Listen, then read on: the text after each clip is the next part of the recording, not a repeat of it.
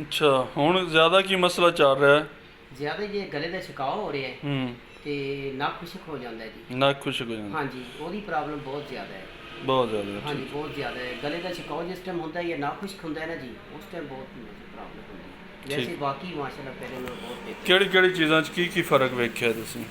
ਬਾਕੀ ਜੀ ਮਾਸ਼ਾਅੱਲਾ ਮੇਦੇ 'ਚ ਹੀ ਮਾਸ਼ਾਅੱਲਾ ਕਾਫੀ ਫਰਕ ਆਇਆ ਹੈ, ਸਾਂਸ ਦੇ ਵਿੱਚ ਵੀ ਕਾਫੀ ਆਇਆ ਹੈ, ਜਿਸਮ ਦੇ ਵਿੱਚ ਜਿਹੜੀ ਸਕੂਨ ਹੋ ਗਿਆ ਹੈ। ਅੱਛਾ। ਪਹਿਲੇ ਜਿਹੜੀ ਕੈਫੀਅਤ ਸੀ, ਘਬਰਾਹਟ ਦੀ, ਉਹ ਖਤਮ ਹੋ ਗਈ ਹੈ। ਨਜ਼ਰ ਦੇ ਵਿੱਚ ਵੀ ਕਾਫੀ ਮਾਸ਼ਾਅੱਲਾ ਫਰਕ ਪਿਆ। ਅੱਛਾ, ਹਾਂਜੀ ਠੀਕ ਹੈ।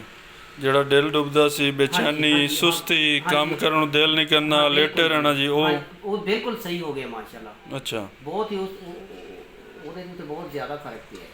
ਅੱਛਾ, ਹੁਣ ਦਵਾਈ ਜਿਹੜਾ ਤੁਹਾਨੂੰ ਡਰਾਪ ਦਿੱਤਾ ਸੀ, ਸ਼ਰਬਤ ਦਿੱਤਾ ਸੀ? ਡਰਾਪ ਦਿੱਤੀ ਸੀ, ਇੱਕ ਵੱਡੀ ਬੋਤਲ ਸੀ, ਹਾਂ। ਇੱਕ ਛੋਟੀ ਡਰਾਪ ਸੀ। ਅੱਛਾ, ਹੁਣ ਉਹ ਕਿੰਨੀ ਕਿੰਨੀ ਪਈ ਹੈ ਦਵਾਈ? ਅਜੇ ਵਾਹਵਾ ਪਈ ਹੈ ਜੀ। ਅਜੇ ਵਾਹ ਪਈ ਹੈ। ਅੱਛਾ, ਠੀਕ ਹੈ। ਠੀਕ ਹੈ। ਡਰਾਪ ਰੈਗੂਲਰ ਲੈ ਰਹੇ ਹੋ? ਜੀ ਜੀ ਬਿਲकुल। ਸ਼ਰਬਤ ਕਿੰਨੇ ਦਿਨਾਂ ਬਾਅਦ ਲੈ ਰਹੇ ਹੋ? ਸ਼ਰਬਤ ਇੱਕ ਦਿਨ ਛੱਡ ਕੇ ਜੀ। ਇੱਕ ਦਿਨ ਛੱਡ ਕੇ? ਹਾਂਜੀ। ਠੀਕ ਹੈ।